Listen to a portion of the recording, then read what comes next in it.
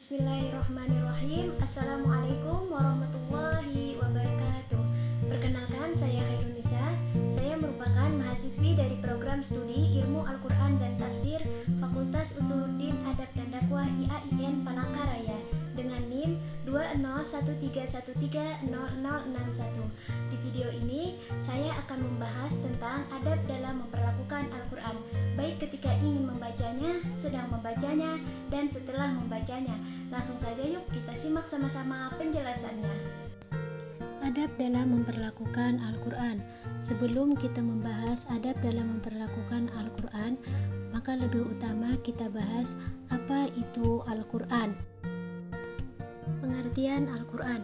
Menurut Syekh Muhammad Khodari Beik, Al-Quran ialah lafaz atau firman Allah Subhanahu wa Ta'ala yang berbahasa Arab yang diturunkan kepada Nabi Muhammad SAW untuk dipahami isinya dan selalu diingat, yang disampaikan dengan cara mutawatir yang ditulis dalam mushaf, yang dimulai dengan surah Al-Fatihah dan diakhiri dengan surah An-Nas.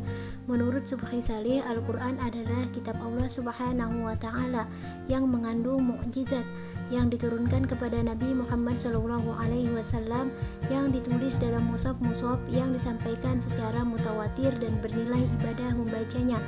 Membaca Al-Quran adalah suatu pengamalan bernilai ibadah kepada Allah. Ini dapat dilakukan dengan cara memberdayakan lisan, mata penglihatan, pendengaran, akal, dan hati.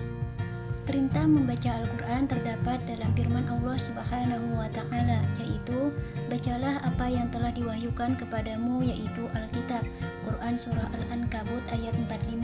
Dan karena itu bacalah apa yang mudah dari Al-Quran. Quran Surah Al-Muzammil ayat 20.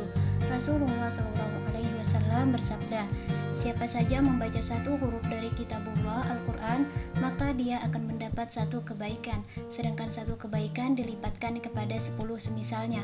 Aku tidak mengatakan alif lam mim satu huruf, akan tetapi alif satu huruf, lam satu huruf, dan mim satu huruf.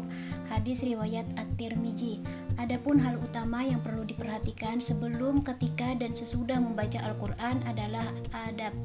Adab sebelum membaca Al-Quran. Pertama, niat. Adab membaca Al-Quran sebelumnya harus difokuskan niat beribadah dengan menjalankan perintah agama Allah, artinya mengabdi kepada Allah sebagai Tuhan yang menurunkan Al-Quran, yang di dalamnya terdapat ajaran agama Islam, sebagai pedoman hidup manusia di alam dunia menuju alam akhirat. Sebagaimana hadis Nabi SAW dari Umar, Rasulullah SAW bersabda, semua perbuatan tergantung niatnya, dan balasan bagi orang-orang tergantung apa yang diniatkan. Hadis riwayat Bukhari nomor 54 Fathul Bari, hadis sahih. Kedua, suci dari hadas kecil dan hadas besar. Maksudnya sebelum membaca Al-Quran, berwudulah jika berhadas kecil dan mandilah jika berhadas besar. Membaca Al-Quran bagi orang yang masih menanggung hadas maka dilarang oleh Allah Subhanahu wa Ta'ala, sebagaimana yang terdapat dalam firman-Nya, la yamassuhu illa mutahharun, tidak ada yang menyentuhnya selain hamba-hamba yang disucikan. Quran Surah Al-Waqiah. 3. Menghadap kiblat. Membaca Al-Quran disyaratkan menghadap kiblat. Ini dilakukan karena Al-Quran adalah kalamullah yang berisi tentang asma Allah dan doa. Seseorang yang berdoa dikiaskan orang yang melakukan sholat. Sholat sama dengan doa, sehingga menghadap kiblat merupakan keutamaan bagi orang yang membaca Al-Quran. 4. Menutup aurat. Menutup aurat merupakan sikap wirangi seseorang yang walaupun belum ditemukan nas Al-Quran atau Al-Hadis yang memerintahkannya. Membaca ayat Al-Quran menjadi salah satu rukun yang menjadikan sahnya sholat seseorang. Sedangkan orang yang mengerjakan sholat diharuskan menutup aurat. Jadi membaca Al-Quran dan sholat merupakan pekerjaan yang berhubungan dalam mencapai tujuan, yaitu ibadah kepada Allah sebagai Sang Pencipta. Yang membedakan adalah kalau ibadah sholat termasuk ibadah mahdhah, sedangkan membaca Al-Quran termasuk ibadah ghairu mahdhah. 5. Pakaian bersih dan suci. Pakaian yang bersih artinya pakaian yang tidak terdapat halangan yang melekat padanya, sedangkan pakaian yang suci adalah pakaian yang tidak mengandung sesuatu yang dinilai najis oleh hukum syara. 6. Tempat yang tidak najis. Membaca Al-Quran disyaratkan menempati pada posisi yang tidak najis, karena Al-Quran merupakan kalam Allah yang suci. Agar terjaga kesuciannya disyaratkan menempati posisi yang suci ketika membacanya. Selain itu, tempat yang kotor juga dapat mengganggu konsentrasi bagi pembacanya. 7. Membaca ta'awuz. Sebelum membaca Al-Quran disyaratkan membaca ta'awuz, karena ta'awuz merupakan lafaz yang berisi doa memohon perlindungan kepada Allah dari godaan syaitan dan jin bagi orang yang akan melakukan suatu pekerjaan. Firman Allah Subhanahu wa Ta'ala yang artinya, apabila engkau membaca Al-Quran, mohonlah pertolongan kepada Allah. Adab ketika membaca Al-Quran. 1. Membaca dengan tartil.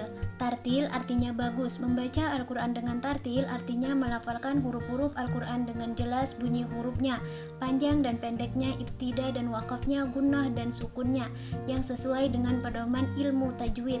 Membaca Al-Quran dengan tartil diperintahkan oleh Allah Subhanahu wa Ta'ala yang terdapat dalam firman-Nya, yaitu warattilil Qur'ana tartila, dan bacalah Al-Quran itu dengan perlahan-lahan atau tartil. Quran Surah Al-Muzammil ayat 4. 2. Memperindah bacaan. Memperindah bacaan Al-Quran artinya menghiasi bacaan-bacaan Al-Quran dengan suara yang indah, dengan menyesuaikan bunyi huruf dan panjang pendeknya sesuai dengan kaidah ilmu tajwid. Memperindah bacaan Al-Quran diperintahkan oleh Nabi Shallallahu Alaihi Wasallam, yang artinya hiasilah suara-suaramu dengan bacaan Al-Quran. 3. Membaca Al-Quran dengan suara yang keras. Mengeraskan bacaan Al-Quran artinya melafazkan huruf-huruf dari ayat-ayat Al-Quran dengan suara yang lantang. Tidak ada suara yang samar atau ragu-ragu bagi orang yang membacanya, sehingga dapat didengarkan dengan jelas. Mengeraskan bacaan Al-Quran diperintahkan oleh Allah Subhanahu wa Ta'ala, yang artinya, katakanlah, serulah Allah atau serulah Ar-Rahman dengan nama mana saja yang kamu seru. Dia mempunyai Al-Asma'ul Husna, nama-nama yang baik. Quran Surah Al-Isra ayat 110. 4. Mengingat isi bacaan Al-Quran. Yang dimaksud dengan mengingat bacaan Al-Quran adalah ketika seseorang membaca Al-Quran, keadaan mengingat isi bacaan yang terkandung di dalamnya. Isi kandungan bacaan itu meliputi akidah, akhlak, hukum, dan hikmah-hikmah serta nilai-nilai pendidikan yang ada di dalamnya. Mengingat isi bacaan Al-Quran diperintahkan oleh Allah Subhanahu wa Ta'ala yang terdapat dalam firman-Nya yang artinya, dan ingatlah apa yang dibacakan di rumahmu dari ayat-ayat Allah dan hikmah sunnah Nabi. Quran Surah Al-Ahzab ayat 34. 5. Menghayati bacaan Al-Quran. Menghayati bacaan Al-Quran artinya memperhatikan dengan mengonsentrasikan pikiran pada bacaan itu ketika membacanya. Memperhatikan bacaan Al-Quran diperintahkan oleh Allah Subhanahu wa Ta'ala yang terdapat dalam firman-Nya, yang artinya, maka apakah mereka tidak memperhatikan Al-Quran kalau kiranya Al-Quran itu bukan dari sisi Allah. Quran Surah An-Nisa ayat 82. 6. Menangis ketika membaca Al-Quran. Menangis ketika membaca Al-Quran ataupun mendengar bacaan Al-Quran dengan mencucurkan air mata akibat dari bacaan, karena mereka mengetahui kebenaran isi-isi kandungan Al-Quran setelah mereka ketahuinya, ataupun karena bacaan yang menyentuh jiwanya. Allah Subhanahu wa Ta'ala berfirman yang artinya, dan apabila mereka mendengarkan apa yang kita turunkan kepada Rasul Muhammad, kamu lihat mata mereka mencucurkan air mata. Quran Surah Al-Ma'idah ayat 83. Adab sesudah membaca Al-Quran. 1. Berpegang teguh pada Al-Quran, artinya menjadikan Al-Quran sebagai dasar dalam pengamalan menjalani kehidupan sehari-hari. Firman Allah Subhanahu wa Ta'ala yang artinya, wahai orang-orang yang beriman, taatilah perintah Allah. Quran Surah Al-Zuhruf ayat 43.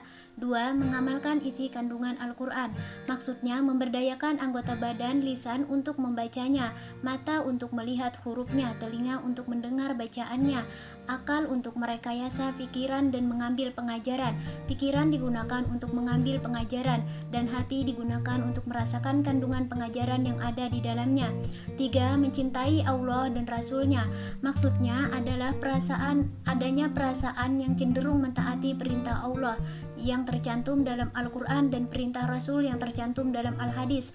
Mencintai Allah dan Rasul-Nya diperintahkan oleh Allah, yang artinya, katakanlah jika engkau mencintai Allah maka ikutilah aku. Quran Surah Ali Imran ayat 31.